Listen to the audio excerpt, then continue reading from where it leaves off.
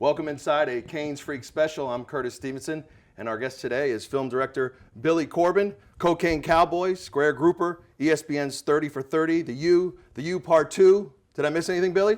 Did you really have to reference your notes for the U and the U Part 2? You couldn't remember those? Well, I was focusing on your shirt, which is great right here. Thank you very much. That. I mean, that is Miami at its finest. I'm going to get tasered on campus for wearing this, I'm sure. Well, hey, a lot of worse things have happened on campus here That's a fact. Over the years. But it's good to see you. You've been a busy guy. And, hey, we're into 2015. We're here at the glorious University of Miami Sports Hall of Fame on campus here at the University of Miami. It is glorious. And I want to say that, it's open like almost every day of the week, and it's amazing to me that more people, whether students or non-students, there's plenty of parking on the street, don't come by and visit it more often. I think it's a terrific attraction. John Routh has done an outstanding job with it. Unfortunately, we haven't had a chance to add too many trophies to the trophy cases here the last few years. Well, they're running out of space anyway, so best to keep things calm. But it's a process. It is. Well, we're into the new year, and we're coming off a 6 and 7 season. The University of Miami. Where is the football program at in your mind? It's essentially at the same place I think it's been at for almost a decade, which is stagnant in a way. Despite the fluctuation of the record from season to season, I don't think you're seeing any kind of substantial positive upward trend. I think that's fair to say. And I think that mediocrity, which I think a lot of people have been saying for a lot of years, has become the new normal, unfortunately, when it comes to Hurricanes football. What would you say if you could pinpoint just a couple of things where you'd say were the downfall, attributed to the downfall here the last few years? Well, I'm not an X's and O's guy. I'm more of a hearts and minds guy. I'm a filmmaker. I'm a storyteller. But certainly from the perspective of the relationship of the university and the athletic department to the community has, at this point, become toxic. I think it was always kind of veering that way, unfortunately. There was definitely a downward trend through the end of the Coker administration into the Shannon era, and then I think it's reached a kind of a boiling point, unfortunately, now with Al Golden in terms of, again, the relationship with, what do they say? They say all politics is local. Well, all sports is local, too, because you speak to a very specific constituency. That is your market, your media market, that are your customers from really only a kind of a tri-county area who can attend your games. And the truth of the matter is that the relationship between the university and the program and their constituents is just poisonous. And I think that's the biggest problem, is that they really don't do very good public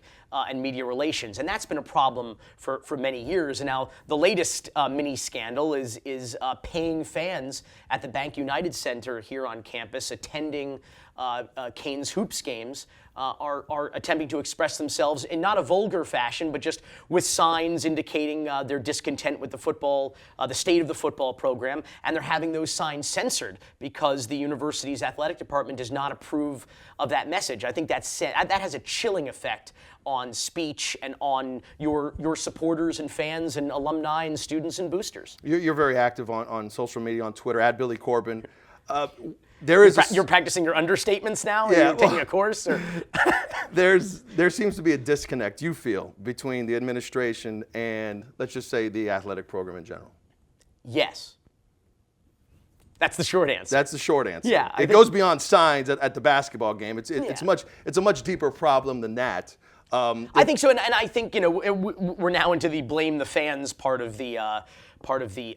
Are the fans fair? Well, the fans are passionate, and truth be told, what Al Golden refers to as outside noise is really a big part of why the program exists. In addition to all of the extraordinary coaches and athletic directors and players who have come before and have literally given their brains, their blood, their bones, and their backs to the University of Miami to build this brand, also the fans and the community and the people who have helped support that, be it with attendance, be it financially, be it with their hearts and minds and passion. I think that's certainly an essential dimension to any program. You can't have a winning or successful program if you don't have fans who support it. So all that outside noise, to borrow Coach Golden's quote, is part of what makes the program great. And the second that people stop caring, I think that becomes the problem. That's why mediocrity is so tough. If a team just flat out sucks, it's even easier to say, like, they're the underdogs, I'm on their side. But the mediocrity makes it really difficult for fans to continue to accept that and move forward without being as vocal as they are. And of course, now, much to the discontent of the university, fans have a platform other than just signs in stadiums. They now have social media they can go to make their voices be heard. They have the background of SportsCenter and Collins Show to hold up signs in Texas, which they've been doing almost every single day on ESPN during the coverage of the national championship game, which is incredible.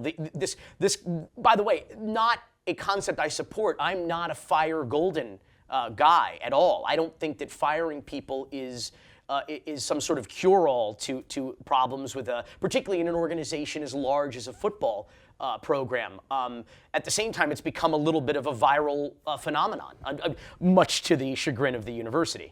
As it relates to the program today, how was the U Part 2 viewed? And what I mean by that, was it more of a celebration, or was it, wow, we've really fallen on some hard times now? I think it's a matter of perspective. I think the movie, and particularly the end of the movie, is a bit of a Rorschach. It's up to each individual viewer what the takeaway is. Certainly, a lot of the sentiment from longtime Hurricanes fans on Twitter has been depression, for lack of a better term. They're kind of despondent at how the mighty have fallen. But that's kind of the cycle of these things. And I mean, look at the University of Florida. I mean, I'm on the radio with Paul Castronova, and we're arguing about how we did better than you because we had a 7-5 season or whatever. Which probably, in all fairness, might have been 8-5 if that Idaho game hadn't been canceled. But like this is what we're arguing over: 6-7 versus 7-5, and but we're going to do great against Bethune-Cookman, that culinary school, next year. I mean, this is what the discussion is kind of degraded into, and so. While I feel somewhat confident, though, that the University of Florida Gators will, in the normal course of righting the ship or correcting their flaws, is probably begun to be on the right track now, there are doubts about whether the University of Miami is taking the necessary corrective action, or more importantly, whether or not the administration is even interested in taking any kind of corrective action. Al Golden, he just finished his 4th year. It's a losing season, 3rd one in about 33 years. You look at big part of the U Part 2, or a part of it was Nevin Shapiro on the scandal. How much was he hamstrung by that? Is it fair, or is that scholarship ended? Well, I think that was just part of the enormous weight that has been dragging this program down almost to the point of drowning it. Certainly the Nevin Shapiro investigation, the cloud as they call it, certainly was not just a straw that broke the camel's back. It was an anvil, I think, that broke the camel's back. So yes, it's easy to look at the U Part 2 or look back in history and say, wow, the NCAA sanctions that Butch Davis faced at the end of ~95 for the next several years, and incidentally, years of investigations prior to the that cloud hung over the end of the Erickson era and into the Butch era until the sanctions came down, and they were far more onerous, just objectively speaking, than the sanctions that ultimately befell Golden and the Canes as a result of the Shapiro investigation. The problem is it's also a different era of college football. So you kind of have to say that the Nevin Shapiro cloud and the sanctions as a result, as minimal and I think fair as they were, actually took a greater toll, arguably, than the Butch era sanctions. And I say that because you have a university that has not really been investing financially and otherwise in football in a way to keep up with the multi-billion-dollar business that college football has become. And so, already they were kind of, had their hands tied behind their back. Then the NCAA comes in and kind of hog-ties them, and that's just further hampers, I think, any effort to move the program forward. But that is, again, if the university administration has any desire or intent to really invest anymore and move the football program forward, which I don't believe, based on their actions and their attitude, that they're really interested in doing. Film director Billy Corben is our guest. So you feel that the administration has settled, so to speak, and we're going to invest X amount of dollars and hope we get these results, but we don't care enough, like the SEC or the Florida States or the Ohio States. Now, you're a graduate of the University of Miami. You know there are some financial restrictions being a private university. They have so much money. They have so much money. And they're just not spending it. They have so much money. I'm done with the poverty Okay, argument. so that's a lame excuse. I mean, they have so much money. And they talk and they tout about how much money they've been able to raise, how successful Donna Shalala has been as a fundraiser. You can't have your cake and eat it too. You can't say, look at the billions of dollars that we've raised, and then say, but we can't afford to do X, Y, and Z. I think that's completely disingenuous. I don't even know if that's an argument that begins, to be fair, from the university or at the administrative level. I think that's something that's perpetuated by, by a small but vocal group of fans. There's no legitimacy whatsoever that the University of Miami does not have sufficient funds to do virtually anything it sets its mind and its priorities to. The issue is, again, it's not a matter of not caring, it's a matter of priorities. Winning football games has not been a priority of administration almost ever. If you think about it, the University of Miami is not and never has been a football school. Capital F, capital S. People go, oh my God, what do you mean by that? It's about 5 national championships. I get it. What I mean by a football school is a school in which the university administration prioritizes football. And the university has never done that. Again, the success of this program, I said again like Al Golden. Again, the success of this football program is a result of the extraordinary effort of coaches, assistant coaches, dedicated athletic directors and departments, and the players, bottom line, through the decades, not as a result of any commitment, financial or otherwise, by the administration. So that said, you have an administration who doesn't prioritize football. But that's not, I'm not taking a shot at them. That's just an observation, or what I believe to be a fact, based on my observations. And the truth is that a bad thing? Is it bad that an academic administration prioritizes academics and the academic performance of football players above their athletic performance? You can't fundamentally say that that's a bad thing. I mean, we did a documentary called Broke for ESPN 30 for 30 that, it goes to show that a lot of these college athletes don't go on to play professionally in their given sport. They need an education. They need an opportunity to make a living doing something in the real world intellectually or otherwise. So they need a skill set. They need a foundation of knowledge. And we always complain about the athlete majors or the athletes' courses. You have UNC with a whole shadow curriculum of courses. So I'm not complaining that the University of Miami administration doesn't prioritize football. I'm just saying that they are, the ACC equals ATM for the UM administration. They are guaranteed a certain amount of rev share that they are content with.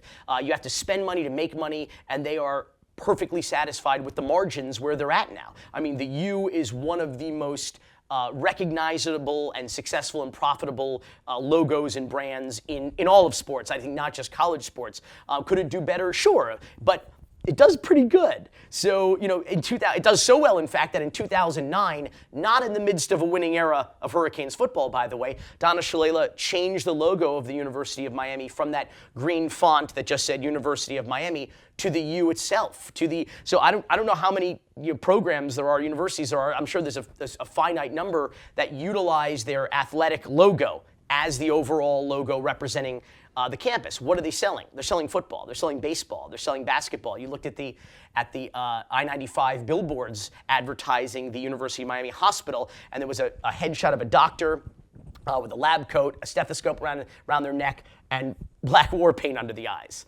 What are they selling there? So I think it's very clear. Well, you're a graduate of the university. What are you proud of? I mean, you mentioned prioritizing things. Football success on the football field, or hey, we're a top 30 school education-wise.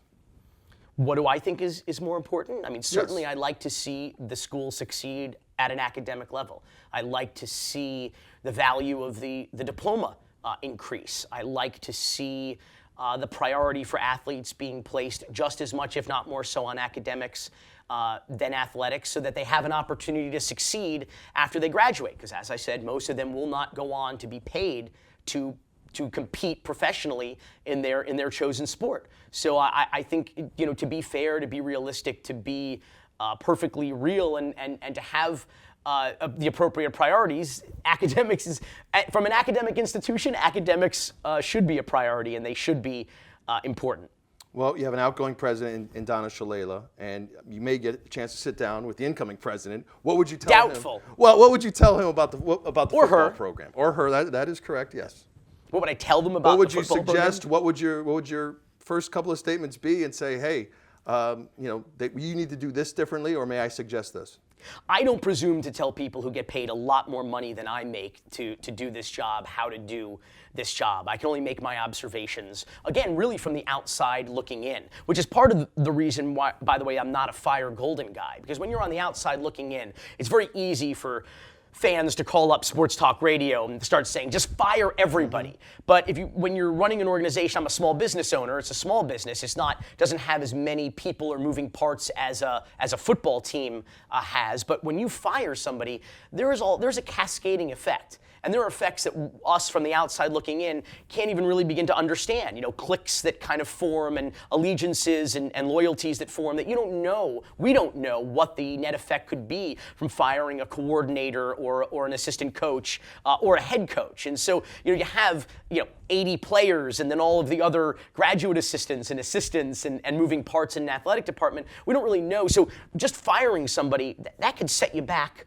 as many years as the fans already feel like we've been set back. So that's not just a cure-all, as firing somebody, And so I always like to say that for the record, because listen, I give on social media, certainly, I give the coaches, I give the athletic department a hard time. That's part of their job, and they deserve it. And I think they know that. Al Golden's the first guy to say, it's my responsibility, it's on me. So that's why, I think it's terrible when people go after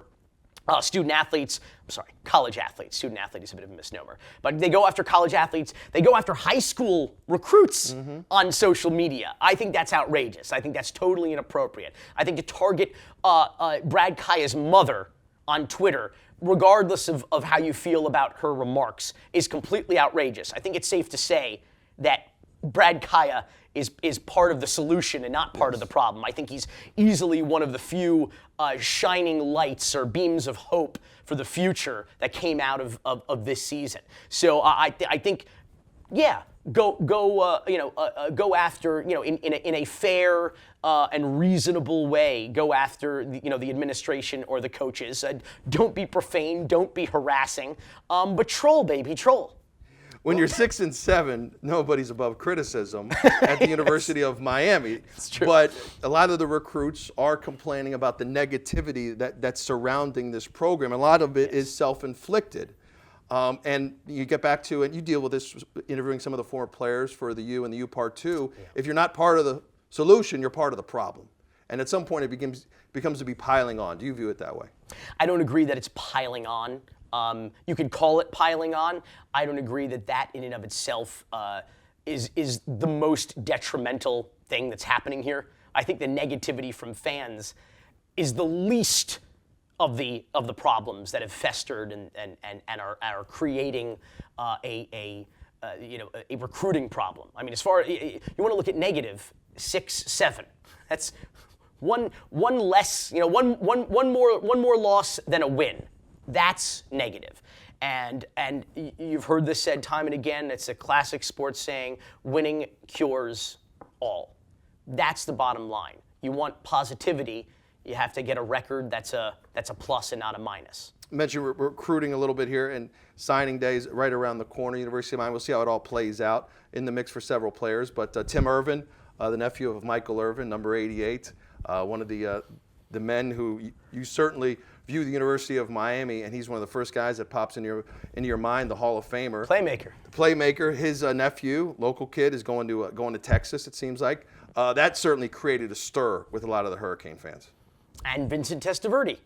Yes. Is transferring from Texas Tech to the University of Miami. Ray Lewis's son, transferred out just recently here.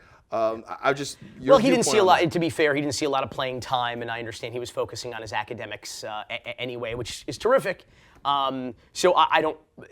Again, this is part of the game. I don't think that any one example in and of itself reflects poorly on the institution of the program as a whole. I think the comment perhaps I hate to call her out again. I feel a little bit bad, but from Duke's mom, that kind of put the spotlight on this issue. So now every time somebody transfers or decides not to take part in their final season of eligibility, for example, or it suddenly it adds a little weight to that movement, you know. But that's not piling on. I don't believe that that's piling on. I think that people concerned about the state of the program and people concerned about, more importantly, concerned about the athletes. That's, I think, the most important thing. And this is a nuance that sometimes gets lost in the course of perhaps my criticism of the university. And that is that you can support the players and the program and not necessarily support the administration or the coaches or the university president, for example, or the athletic department itself. That's a nuanced argument that gets lost when everybody just says, oh, negativity is negativity. And perhaps that might be true if you're just kind of taking a global temperature. But I would hope that if you're a recruit making an important life decision, like where you're going to go to college and where you're going to play college ball, that you would drill in a little bit more and take temperature of the specific issues and whether or not that would dramatically affect you. Just say a blanket kind of, oh, it's just all negative. I think that that's probably not fair. And I think if you drill down into some of the less just kind of ad hominem attacks from fans, that there's probably a lot of, where there's smoke, there's fire. There's probably a lot of legitimacy to the specific individual complaints that fans have and are expressing. We're with film director Billy Corben. Interviewed a lot of players, whether it was back in the 80s or into the 90s or most recently in the 2000s. What was their biggest issue, knowing where the program is at this current state? It's a good question. We didn't use a lot of that in the final cut. I didn't ask for a lot of it either. At the end of the movie, we kind of compared the state of the program today to the state of the program when Butch first took over and experienced a terrible season, even worse season in 1997, in fact, than Golden and the Hurricanes had this past season. And just kind of comparing again, Butch had banners flying over the Orange Bowl. National champs, national chumps. A lot of people forget that. A lot of people forget that. I mean, there was no social media in those days, but he certainly was hearing it from the columnists and from the fans on sports talk radio and in letters to the editor and what have you. So a lot of people, it's easy to kind of look back, with rose-colored glasses and say, those were the glory days. But for a while, it was really difficult and really struggling. And so you have to kind of put things into some accurate historical perspective. And I think a lot of the players did that. A lot of the players, I think, we did the interviews last year, to be fair, mostly ahead of the start of this football season, because it, of course, premiered the U Part 2 in early December, so we had to get it all done quickly. But going into the 2014 season, a lot of the former players were expressing a lot of positivity. Some of them weren't. Some of them were perhaps ahead of their time, or perhaps foresaw a season of struggle, which, by the way, there was really no reason to think before this season that this was going to be some sort of spectacular season. I mean, let's be fair. We didn't even know who the quarterback was going into the late summer, early fall. So, I mean, to be fair, no one should have expected, and I don't think anybody really was expecting all that much out of this season, which is not to say they expected it to be a losing season, but to be fair, it was supposed to be a season of transition. And I don't know what happened over the course of the season. A couple of big wins against subpar teams seemed to shift the sentiment that somehow this was going to be a season that it was never supposed to be. And I think that was unfair, actually, to kind of suddenly in the middle of the season to hold the team to a higher standard than you really had going into the season.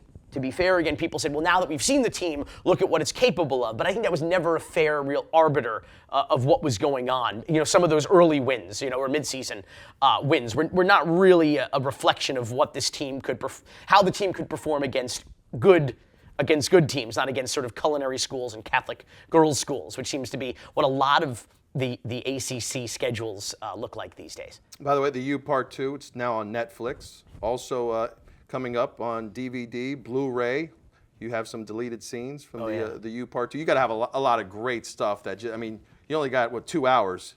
I mean, how much stuff really hey, I'd love to use it, but just we can't do it due to the time. Well, we were in a 2-hour block, which meant that the total running time of content was 102 minutes. And we've got 27 minutes of deleted scenes on this DVD, which I'm really excited about because, like, for me as a film buff and as still a buyer of physical media, I still buy Blu-rays, and the one extra I always look for and can push me over the top in a purchase is deleted scenes. Because to me, it not only gives me more content of the movie, but it also gives me a little insight into the process of making the movie and what didn't make it and why didn't it make it. So I find those to be the best. And I mean, that's a pretty solid ratio, 27 minutes of deleted scenes in a 102-minute movie. And there's some really, really good stuff. Some of the cuts were tough. The Marlon Barnes murder on campus in the spring of '96, that was tough because that was right ahead of my arrival here. I lived on campus in the fall of '96 as a freshman. So that was really a kind of emotional moment for me because here I was getting ready to potentially come to the University of Miami, and there was this horrible on-campus murder. He was discovered by his flatmates, his apartment roommates, also football players. Ray Lewis was among his roommates.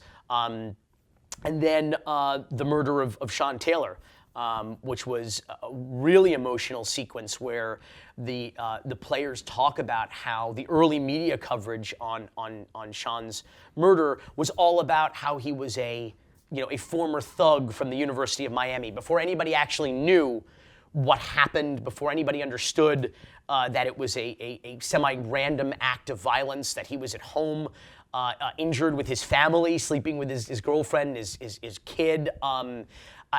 They immediately just jumped on this like Thug You bandwagon. And the players are still very sensitive and emotional about that to this day. And we have some of the actual comments from some of the media players who spoke who made derogatory comments about Sean Taylor and his death. And it's a very emotional sequence. There's also some fun stuff too.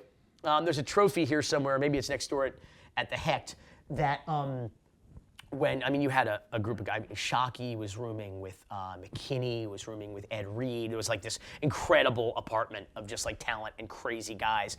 And they went to the Hecht one afternoon or evening, and they stole this trophy. And they all of a sudden they scared Bryant McKinney, and he woke up like ready to like attack because he had no idea what the hell was going on. And he goes into his living room, and on the coffee table is this trophy. And they're like, we got to bring this back to the Hecht. And they're like, you can't bring this back. Like, they're going to think that we stole it. And we didn't steal it. You stole it. So there's this whole like negotiation about how to like Ocean's 11 reverse engineer this heist and return this trophy. There's some fun stuff like that too. And of course, the head shaving hazing, which is kind of fun too. What's been the biggest criticism from the U Part 2? Canes fans coming up, hey, you left this out, or I didn't like the way this was portrayed. There's got to be a few people that say, hey, this is not how it really went. I think the biggest criticism from Canes fans is just any coverage of Nevin Shapiro. They just seem to completely reject and resent. Those weren't good times. Which I think is unfair, though, because I think it's a fascinating story that perhaps deserves its own documentary in and of itself, beyond the great treatment it got from American Greed, but they focused more on the scheme and not his relationship with the university. But what's incredible about the University of Miami is, and I've said this time and again, how it's guilty by geography. Because when you're courting high net worth individuals, which all universities do for obvious reasons, for the donations, in Miami, more so than perhaps any other area, you're going to have a certain percentage of these high net worth individuals who got that way through ill-gotten gains. So it's just going to happen. I mean, the University of Miami has ties to not one, not two, but three different Ponzi schemes and schemers, one of whom we talked about in the documentary, Alan Stanford.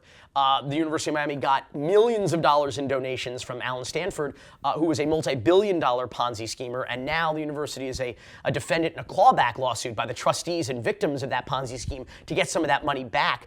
Second was Andre Pimstein. Here's a guy who ran a estimated $50 million Ponzi scheme right from offices on campus at the University of Miami. He actually not only preyed on the university community to raise money for his scheme, but he shared a bank account with a University of Miami administrator who, there's some debate whether or not that individual was a co-conspirator or just somehow co-signed on this bank account. But that actually was a Ponzi scheme, $50 million run right from the offices of the University of Miami campus, right here. Not at the Hall of Fame, of course, but actually on the University of Miami campus. And third, of course, was Nevin Shapiro. And that created obviously a toxic environment, but I think more to the fact that of the double standard that it exposed, or really not exposed, but put back in the spotlight between the NCAA, who the most recent is that LeBron donated some Beats headphones to the NCAA, who then were able to gift them to Ohio State and Oregon players who were competing in the national championship game.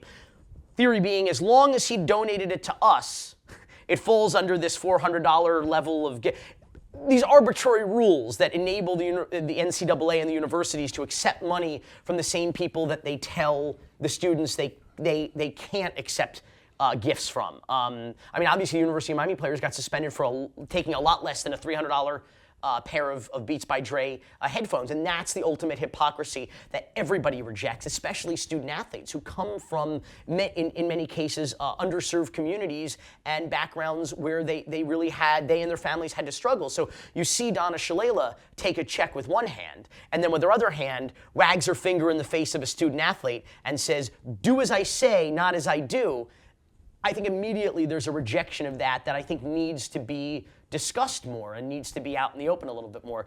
The single, I think, greatest criticism we got for the U Part 2 was from Ohio State fans.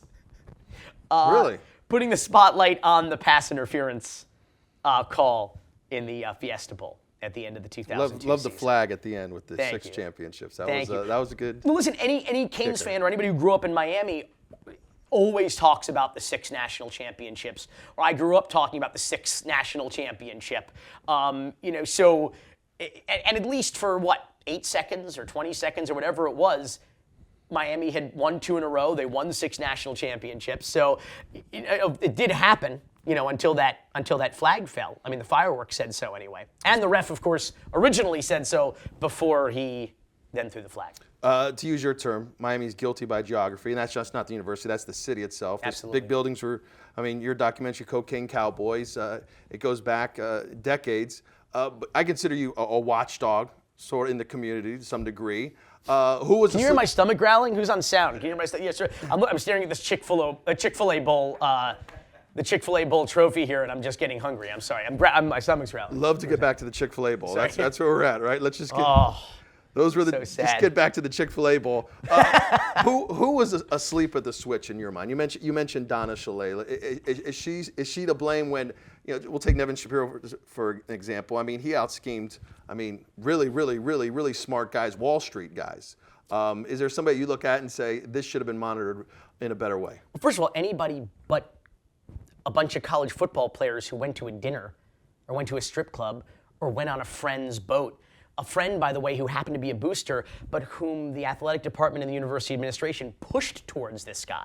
As long as it was an officially sanctioned event or whatever it was like, these guys, they were served up on a platter, these student athletes, and in fact, thrown under the bus time and again. They were fed to the wolves with Nevin Shapiro. They were fed to the wolves with the media. They were fed to the wolves with the NCAA. And nobody who really should have been responsible or taken responsibility, i.e. the adults in this equation. Not to say that the college athletes aren't adults or didn't know better or whatever, but they're following the lead from on high. And the administration, the academic administration, the president's office, and the fundraising apparatus that they control is what sets the tone for the rest of the university. They set the tone for the athletic director, who sets the tone for the head coaches, who sets the tone for the assistant coaches, who sets the tone for the players. So to say, oh hey, the buck stops down there somewhere. Let's show cause some assistant coaches. Let's fire some investigators at the NCAA. But yet the president of the university and the president of the NCAA crawl back up to their thrones and get their multi-million-dollar checks and continue to accept money from the likes of a Nevin Shapiro. That's just fundamentally unfair. And so the people who have to take responsibility, we talked about this pre-interview, that the year that the University of Miami self-imposed a the year that the University of Miami self-imposed a bowl ban, a bunch of student athletes who had nothing whatsoever, never met Shapiro never knew about him. They were deprived the opportunity to play in a postseason game. Yet the University of Miami still collected their ACC TV rev share. They still got $3-4 million, whatever the figure was, in a game that the student athletes didn't even get a chance to compete in. So who was punished there? You know, and I think that the job of a university, priorities of a university after education should be to protect their students, and particularly their student athletes, who I think unquestionably are an overexposed and elite subpopulation of the university community. They're always treated that way. There's no question about that. And I don't mean just like they get special treatment. I mean we treat them in a special way. There's no question. They get police escorts on buses to games. They get private charter flights to games. They're unquestionably treated different. But yet the rules that would apply to the average university student about how they can express themselves, about their privacy, about their ability to exploit their own name or likeness, which any other student on campus would enjoy. These students are deprived all of those opportunities. I remember a couple of years ago, I got a call from a Wall Street Journal or New York Times. I got a call from a reporter at Wall Street Journal, and they were working on an article about a new program that Ohio State, the Ohio State was instituting. And he said that the athletic director he talked to invoked our 30 for 30 broke multiple times over the course of their telephone interview, and he wanted to know how I felt about broke inspiring this new program. I said, well, what is the program? He said, Ohio State is requiring student athletes to provide their private banking login information to the administration so that the athletic department can monitor their private finances. Wow. So he said, and again, he invoked Broke, your documentary, as an inspiration for this, as why they need to assist the student athletes with their personal finances. I said, well, I'm flattered and appalled. I said flattered because part of the reason why we did Broke was hopefully so that before it was too late, before athletes signed... How to manage your money. Yeah, before student athletes signed multi-million-dollar contracts, their heads kind of got too big and too out of control to be taught anything about how to manage their finances, might take heed, might get scared straight and say, I want to learn in advance how to manage my money, would take notice. I was hoping colleges would take seriously their obligation to this small percentage of students that they know. Some of them, I should say a small percentage of these small percentage of students are going to become multimillionaires overnight. Not a lot of them, but enough to say, let's perhaps focus the education and the curriculum a little bit more to that for student athletes on financial literacy and management, how to preserve money, how to grow money. So I'm flattered that a university acknowledged that they took notice and that they need to do something to assist student athletes. I'm appalled because first and foremost, anything that a university administration does in the name of NCAA compliance, you have to be cynical about. You have to look at with a you got to side eye it a little bit, because odds are what they're really trying to do is infringe upon the privacy and the rights of these students that they would never think to do of an English major, a history major, or journalism major.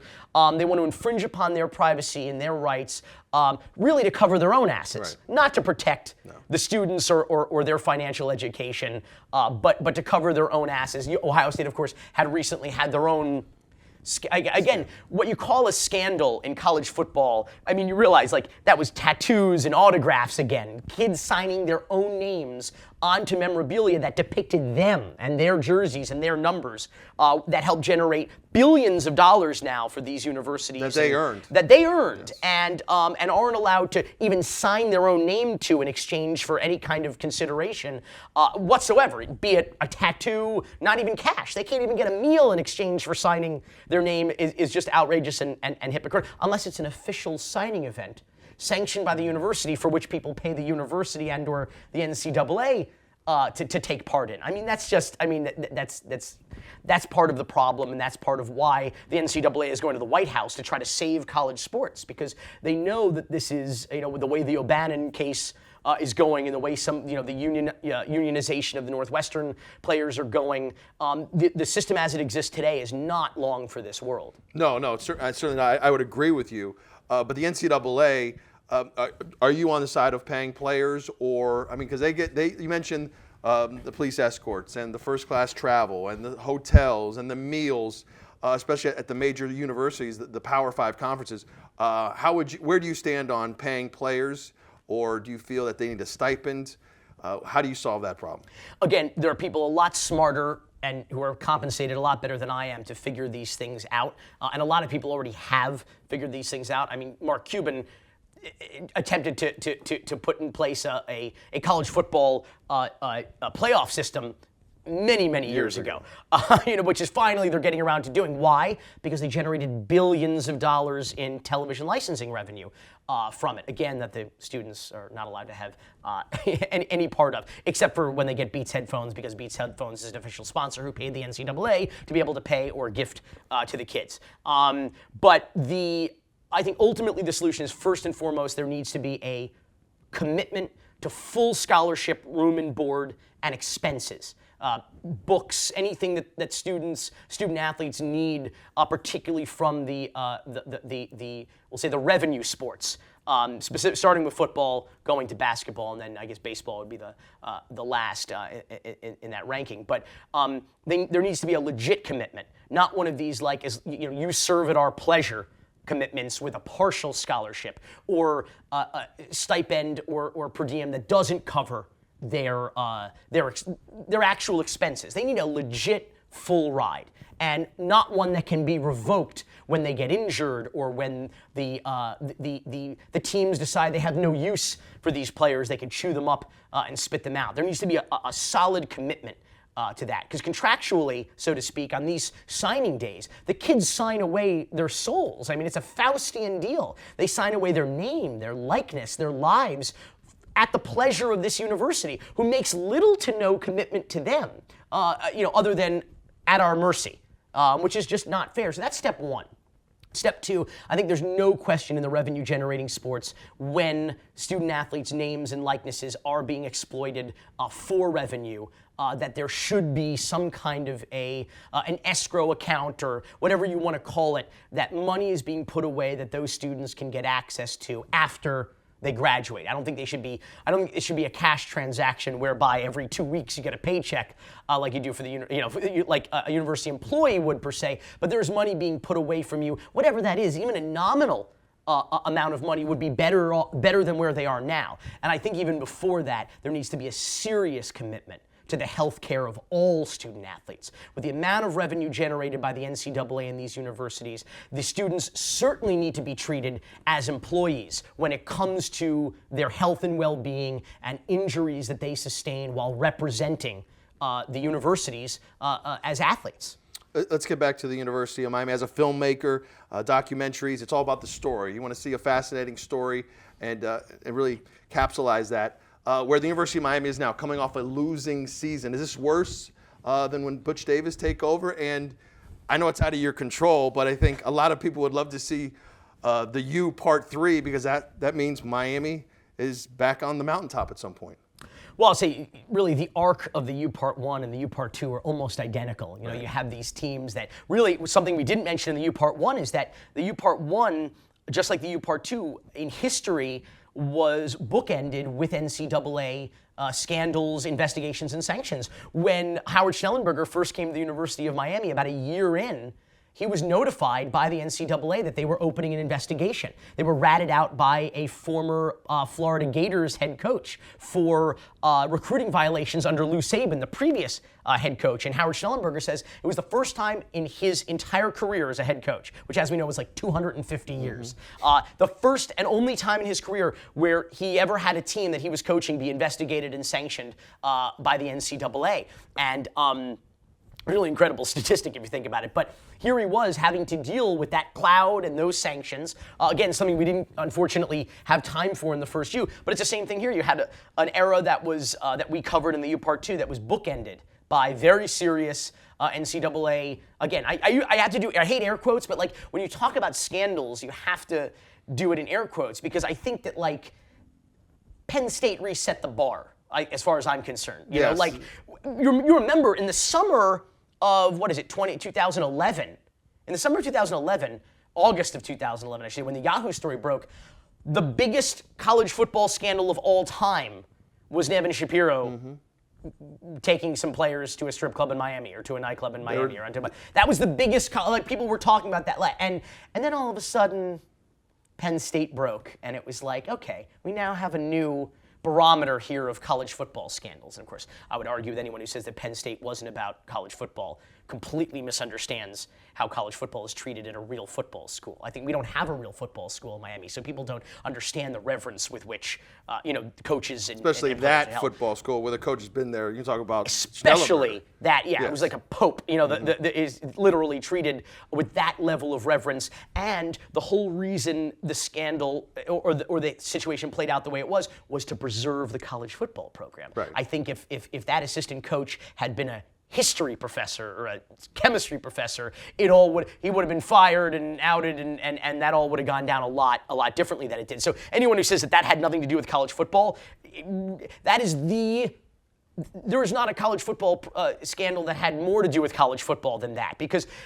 kids getting tattoos for autographs or whatever the hell it was, that's not really about. That doesn't really yield any kind of performance on the field. There's no competitive advantage to that. To not exposing the Penn State scandal, there was a serious competitive advantage. It was solely for the preservation of that sacred football program, and I think outed that, again, a toxic culture of the relationship between academics and money and football in that case. But here, one of the most heartening things about the reaction to the U Part 2. It was kind of like we were talking about with Broke. When I saw tweets when Broke premiered, I saw tweets from LeBron, from D-Wade, from Michael Vick, from Magic Johnson. People like, you got to turn this on and watch this right now. Athlete or not, you have to watch this, which is incredibly flattering. But what was particularly great were the college athletes that were tweeting.